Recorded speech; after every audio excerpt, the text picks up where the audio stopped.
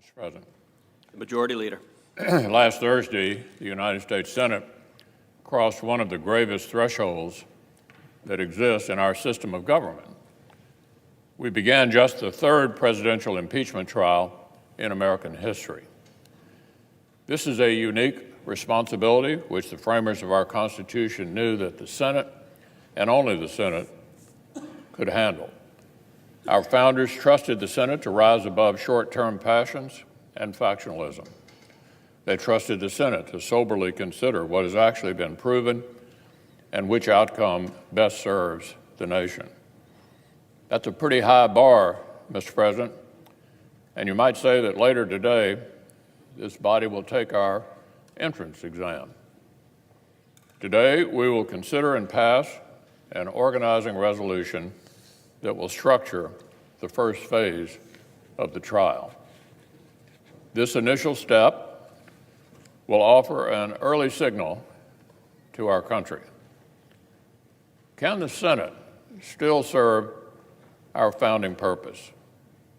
Can we still put fairness, even-handedness, and historical precedent ahead of the partisan passions of the day?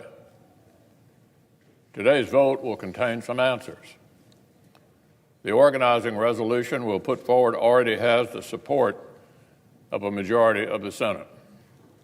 That's because it sets up a structure that is fair, even-handed, and tracks closely with past precedents that were established unanimously. After pretrial business, the resolution establishes the four things that need to happen next. First, the Senate will hear an opening presentation from the House managers. Second, we will hear from the President's counsel.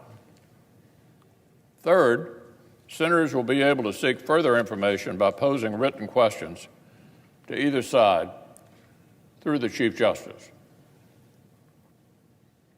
And fourth, with all that information in hand, the Senate will consider whether we feel any additional evidence or witnesses are necessary to evaluate whether the House case has cleared or failed to clear the high bar of overcoming the presumption of innocence and undoing a democratic election. The Senate's fair process will draw a sharp contrast with the unfair and precedent-breaking inquiry that was carried on by the House of Representatives.